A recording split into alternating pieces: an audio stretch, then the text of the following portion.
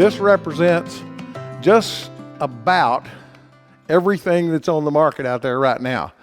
This one here, this is my personal setup, and it's got these weird looking plates on it, but basically it's the club setup. It's the Ellsworth, the one-way system with the plates, the V-arm of death. I even have the Varigrind, and it's one way also, the Varigrind. And one way doesn't sell this, by the way. So, anyway. Now then, I've got these weird little plates on here.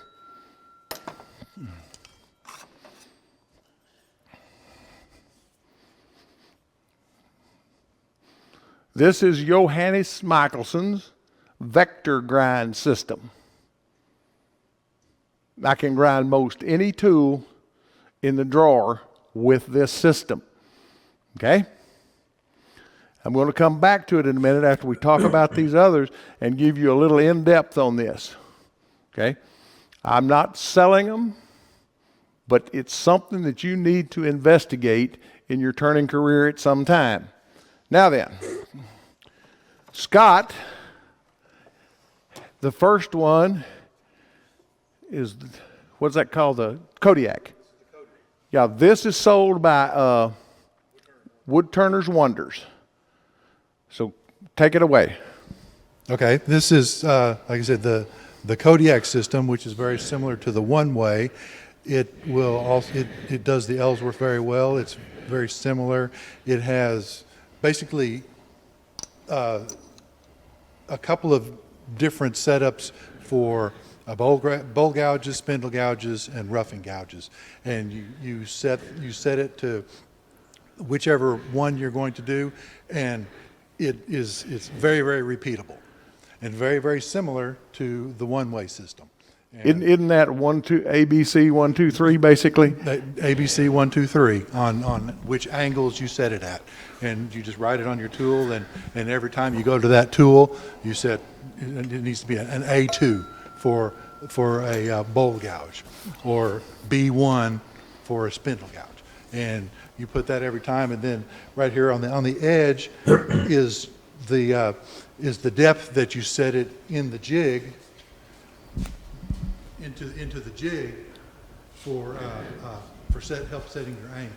And so your angle is always the same every time, and this moves up and back for your A and B, and then there's two different slots in here that has a tab, and it'll move forward or backwards to A or B or 1 or 2, whichever one it is, and so it'll always index exactly the same, no matter how much you've ground on your tool.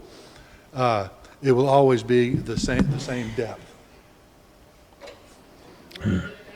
This was Woodturner's Wonders. What's the price on that? He sells that complete kit there. The complete set here is right around $1,000. That's with the low speed Rikon, a 350 wheel, and a 600 wheel. Okay. Okay. Now then, the next one we'll look at is the Sorby belt system. Okay, it's right there, and Scott's going to take us through that. I have never used that one. I've used this one, but I have never used that one. Okay, for the Sorby, it's basically a belt sander. All these other ones with the wheels will give you a hollow grind. This will give you a flat grind. So sometimes that makes a difference, and depending on which way you like your gouges and things like that, your chisels, things. If you want a flat grind, this does very well for that. It also just uses belts, and they're either aluminum oxide, ceramic, or diamond. So you can go through any kind of grit change you want to. You get 60 degree belts and a 3000 diamond, and you can polish anything you want. The other thing about this is you can use this as just a regular belt grinder and just grind away on everything, where you wouldn't necessarily want to be grinding mild steel or bolts or things on your $200 CBN wheel. Well, this is a $12 belt, so you don't mind doing doing a little more rough work on the Sorby. And it will also, you set it up very similar, does the Ellsworth grind, very does a really nice job on the Ellsworth grind, and then has different attachments for where you can slide things across to do your skews and other attachments. So that's pretty much the Sorby, and this is somewhere between $500 and $600, and then your different belts, can be anywhere from the aluminum oxide, $10 or $12, to some of the high polished diamonds, can be in the $20 and $30 range. Scott brought his Kodiak over to my shop, and it's the first time I got to use it. And we did some playing since we had everything there. And this V-arm right here, the Kodiak does not come with a V-arm, and it doesn't need one, with a couple of exceptions. But this V-arm and this Varigrind will work just as well in that as it does on this system. Okay? It all interchanges. This Hanny's grind system I'm going to show you, it also works on that. Yeah, so the mounting systems here for the different bases are practically the same. They're just different attachment and different tightening apparatus for the clamping. But they're Would you put this on one side of it? Just show. basically in the same size and same configuration. Is it better? No. Is it worse? No. It's just different. So when you get that, you got to learn to use it, right? So like I said on that last slide, it's not going to do itself.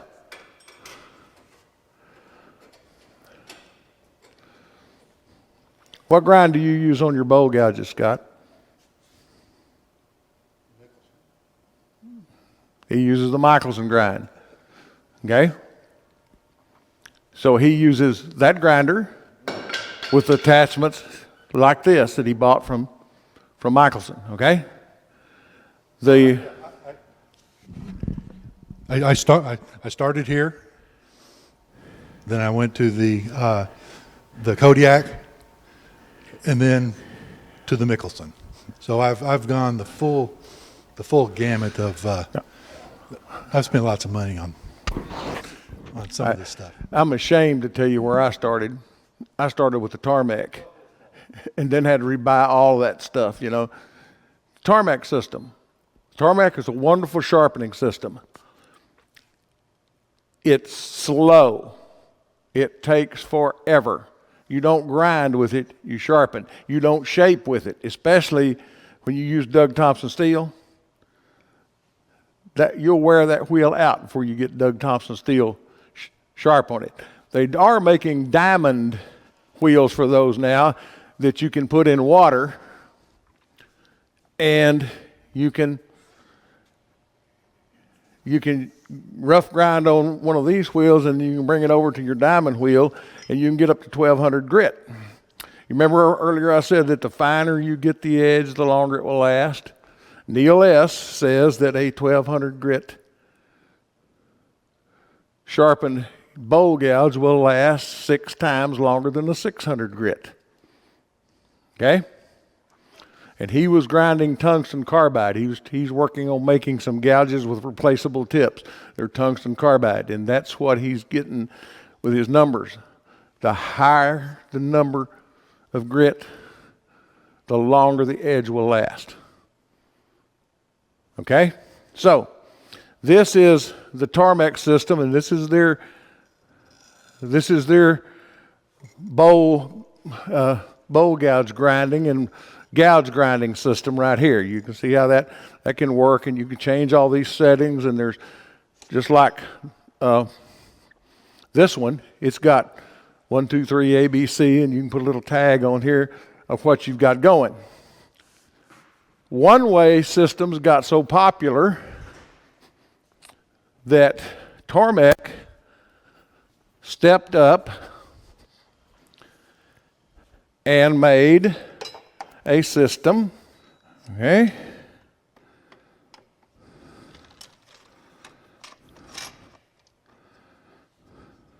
And any of the jigs that come with the Tormek system, I can put them on my one-way and I can grind. I can set this up and down, and you can change everything. You can adjust it in and out. It's very adjustable.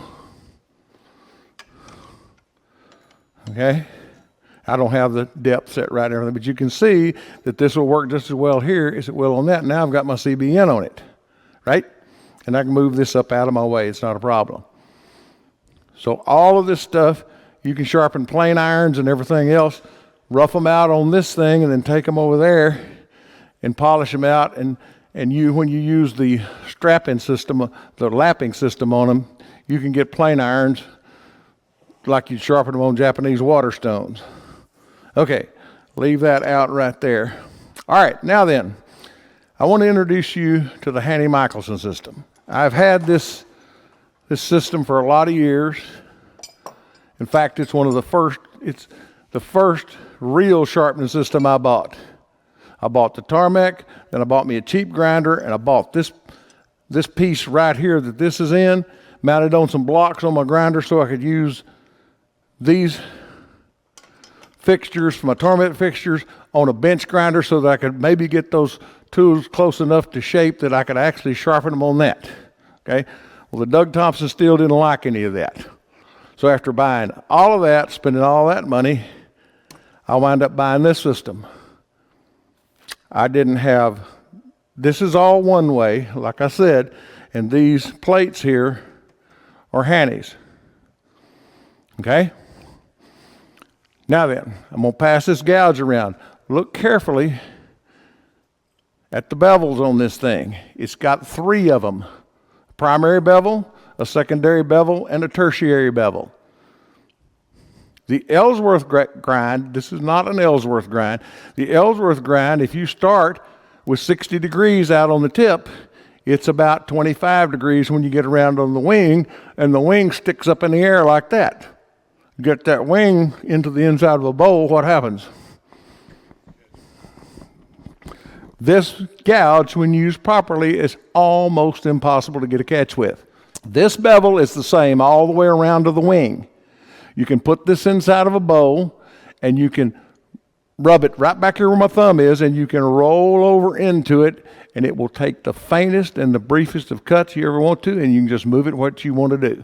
You want to make more cut, you roll a little bit further. You want to make less cut, you roll back. I got a holder here, and I've got 2 of these. This is the one that came with mine, and this is his latest version here. They are not exactly the same. I had been sharpening my bowl gouges with one then the other, and I was getting a big mess, and I figured out that one of them's a little bit longer than the other. So now I sharpen certain bowl gouges in one and sharpen the others in the other. I don't mix them anymore. Okay, bowl gouge. We have a little attachment right here. Are we seeing this? Can you get this one? This is called a flute up attachment. This centers on the top of the flute, right? When you run out of flute, you have nothing to register it anymore. So you have to take it to somebody and get them to grind a flat spot on it or whatever. And when you get down to that last little bit, remember there's a 2-inch stick out. So that's 2 inches. There's still a lot of bowl gouge left. Okay? This system here doesn't care about all that.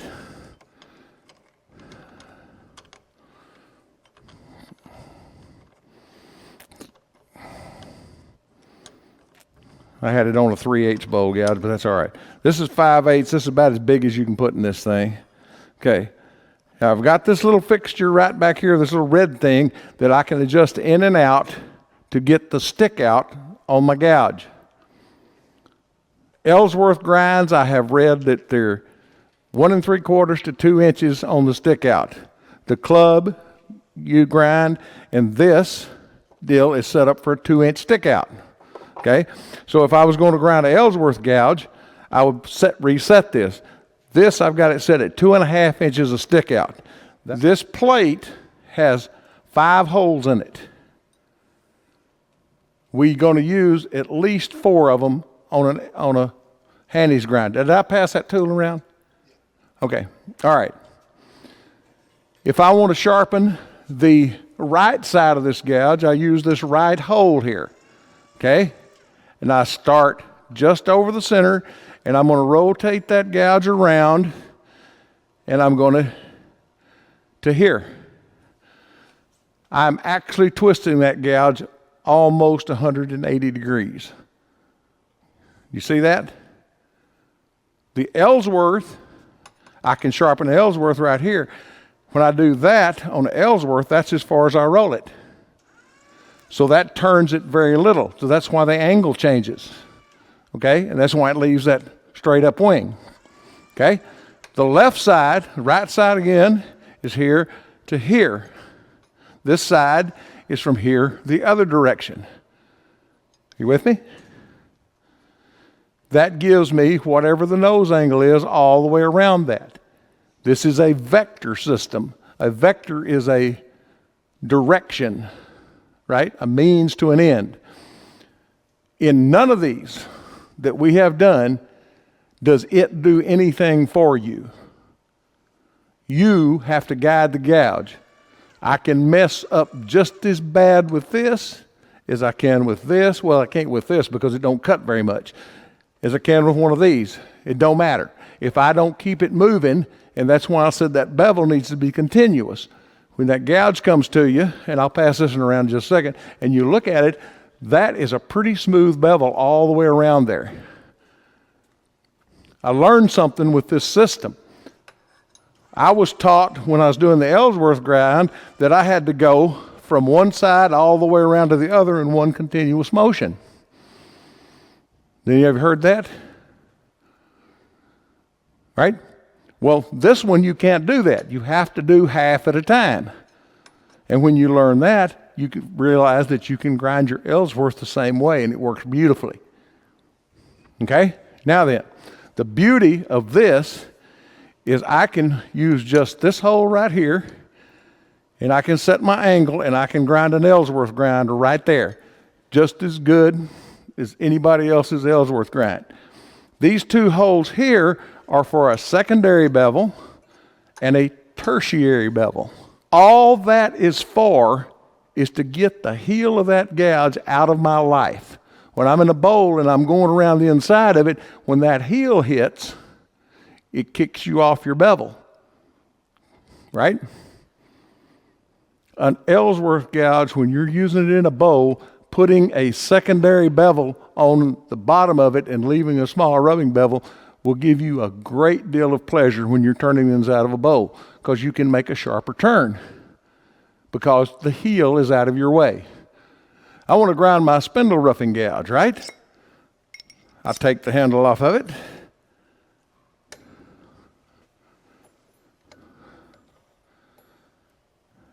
I'll grind it for real in just a minute. And then I've got this right here. Okay? Ooh, doesn't that sound good? My boxes fit that good. All right? Here is a Doug Thompson parting tool. It's got a 1/2 inch shake. So one of my buddies at the CEFTG made me a bushing that goes from the 1/2 inch to the 3/4. And you put this here, adjust it,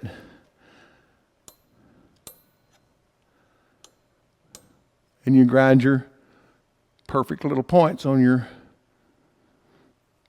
parting tools. Doesn't look like a rat knotted off like mine used to. How many of you know what an Allen Lacer sharpened skew is? I've got one at home and I forgot to bring it.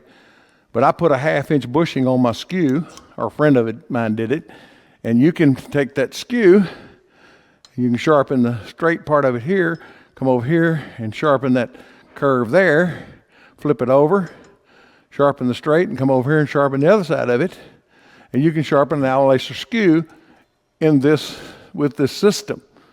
And Allen Lacer will tell you to this day that you can't do it with a jig or a fixture. This will also do a 40/40 gouge. Here's what I was looking for. Got this in a handle that I can put 2 screws in. This goes in that same 1/2-inch bushing. And I can set this up and I can sharpen it. Get the angle I want and sharpen it. It's just so simple. You do have to take it out of the handle. When all else fails, go to the V-arm of death.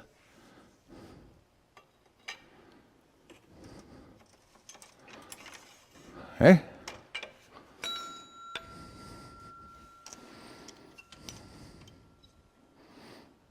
And that does a wonderful job. When I first started reading about sharpening, and this has been many years ago, okay, one-way systems and stuff was new. They recommended that you mark a line on here so that you could always put this back in the same position when you sharpened this. Now then, we didn't have CBN wheels. We had friable rock, right? So we mark this, nothing changes. We dress our wheel. We sharpen this 5 or 6 times. Every time you sharpen this, it gets shorter. I don't care how little you take off of it, it gets shorter, right? If we sharpen it enough without moving this arm, pretty soon it's going to drop through, isn't it? If we combine that with making the wheel smaller and smaller to keep it dressed, and as it wears, it's not going to be long before it becomes a disaster, right? It's okay to use with the bowl gouge because you reset this distance every time you put the bowl gouge in it. You set the stick out the same and you set the distance between here and the wheel the same, so the angle's the same. So you don't have that problem with the bowl gouge, but you do with one of these. So instead of addressing the problem, Wood Turner's Wonders came out and said, don't use V-arm with any of their stuff. So you have to sharpen it on a platform. And for those of you that have tried sharpening these on a platform, it's not long till it's such a mess you can't even use it. Okay? So there's nothing wrong with this if you know what you're doing. This is flat across here. I've seen people try to use this system with this type of a gouge. This is a European gouge. I can't do that with this gouge because when I get over here, I run off the rock and it's going to catch and go down. If you come over here and look at this wheel, you'll see some little bitty chatter marks in this 600 grit wheel.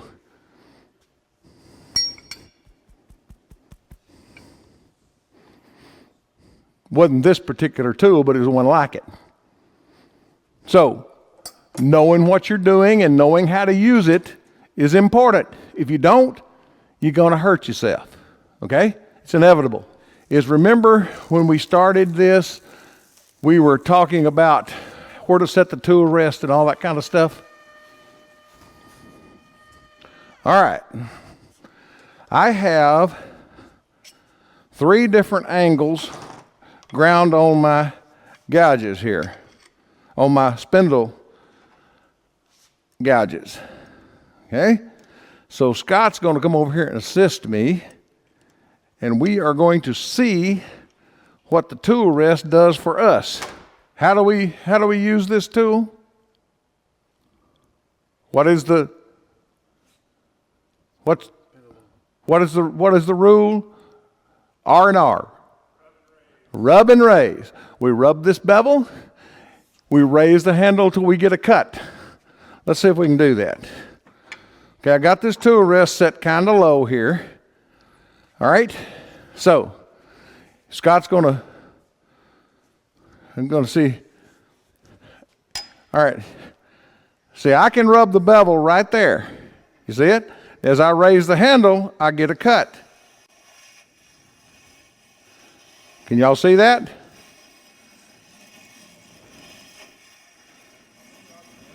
Right? All right. That's sharp. All right. Now look where my hand was, way down here at my side. What happens when I do this, when I raise that up as far as it'll go? Now then I'm going to rub it, and I'm going to raise it. Look where my hand is now. Can y'all see my hand position? It's like this. Before it was like that. This is a 60-degree bevel. Okay? So this is fairly comfortable. It's a 60-degree bevel. Okay, this is 45 degrees. The bevel angle is 45 degrees. Let's see if this 45-degree bevel cuts better than that 60. Okay? So I'm rubbing the bevel and I'm raising the handle. Now my right hand is quite a bit higher. If I don't want it to be that high, I can lower the tool rest down a little bit and it will fall down under there and it will change that. Okay? So I can adjust where I want this within reason. If I had a real long tool post, I could rub and raise the bevel up here. Rub it, raise it till it makes a cut. It's exactly the same cut as I'm making down here. Now I did a 60 and I did a 45. Which one of them was more aggressive? Did you have any trouble turning either one of them? Okay. Let's do it again. Rub, raise. That's one hand. Okay. Rub, raise. I didn't have to raise it this far because it's steeper bevel. Now then, I've got one more over here that's a 40. This is the one that I sharpened at today, right?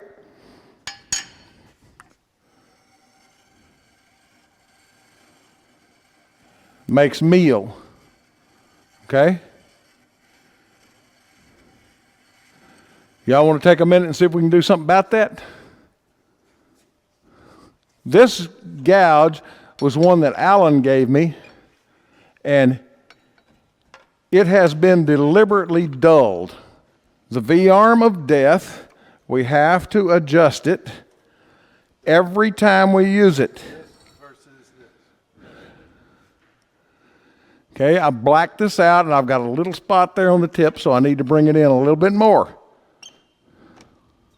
It just takes just a little bit.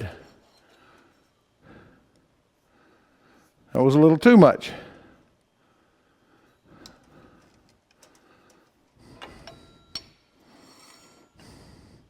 Nearly all the way across, close enough. V-arm of death, I turn the grinder on, hold under here, hand back here, nothing here. I don't want any weight going down on this. And I'm going to grind. I go one direction only.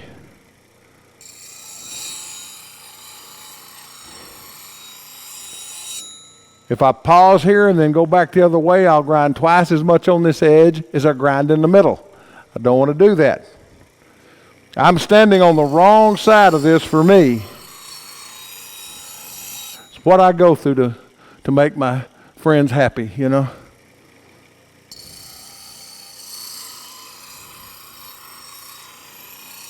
This is a 600 grit rock that I'm taking.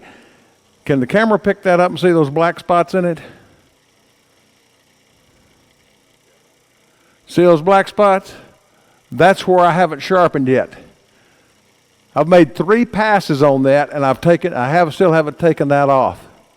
That's how little material you remove when you sharpen with a really fine stone. This still may not be sharpened because of the degree that we dulled it.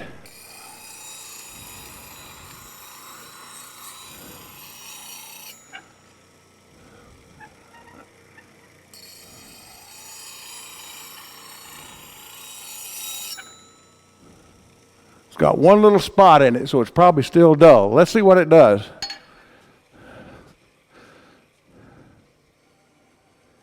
It's still not really sharp. It's better. There we go. If I turn it around, I find a sharp place, okay? Let's go a couple more passes and see what it does. It's already better, but it's still not making shavings.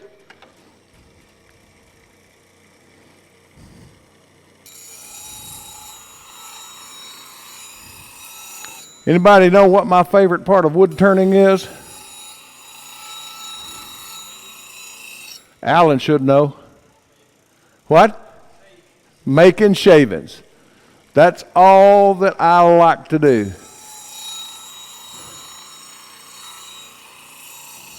All right, let's see what we got now.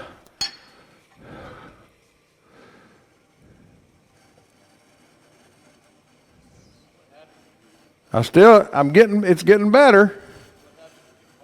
There we go. Turn it just a little bit. That's my favorite thing about a spindle roughing gouge is you've got all this surface around here. If it gets dull in one, you can just turn it to the other one. If this flute were nice and polished in this thing, it would cut just as well as those others do. A little bit of WD-40, and this is a process over time, okay? This should be done before you sharpen, and we can sharpen it again. Spray a little WD-40 in there. This is an Allen Lacer slipstone or teardrop hone. It's diamond, 600 grit. That's got a pretty nasty burr right there, no wonder it wouldn't cut. Can y'all see what I'm doing here? Got that round edge in there, and I'm cleaning up that. Once you get it nice in there, you can probably hone it once every third or fourth time that you sharpen. And you should hone before you sharpen. Y'all know why you call these Sharpies, don't you? Because that's what we used to sharpen with. Yeah, this edge is really bad. We'll try it a couple times. If it doesn't, we can put it over there on that 60 and fix it in just a minute or two. All right.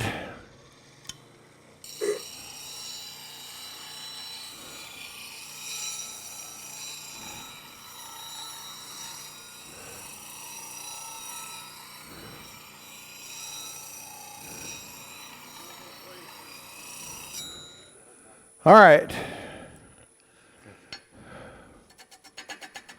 See how low my hand is here? That's beginning to cut.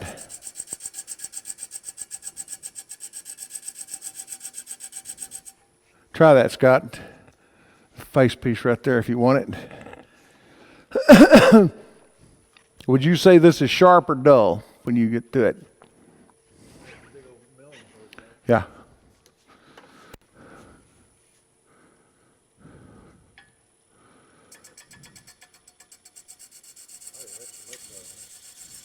Try this one. All of these, 3 different angled bowl gouges. He's got to come way on up that 45. And look at what's coming off of that one.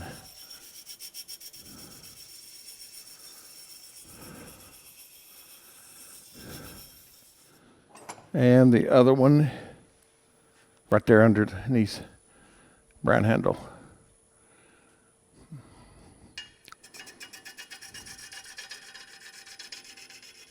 Look how high his hand is on this one. That one has the sharpest edge because it has the most polished flute.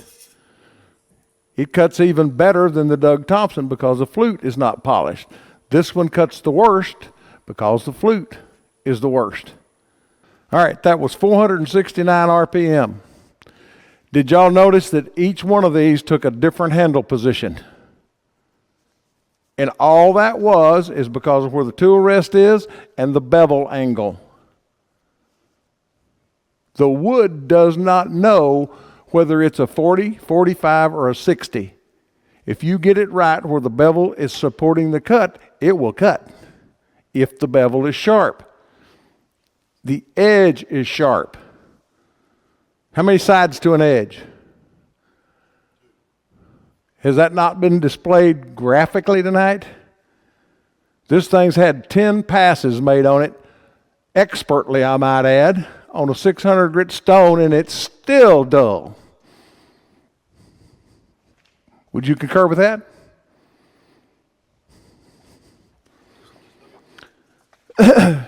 And you, The tear out in the gouge here, yeah. how smooth. I'm fixing to close this down.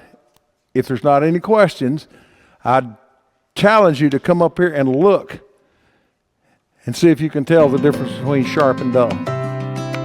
Okay? Thank you. Y'all been very kind and attentive. Are there any questions?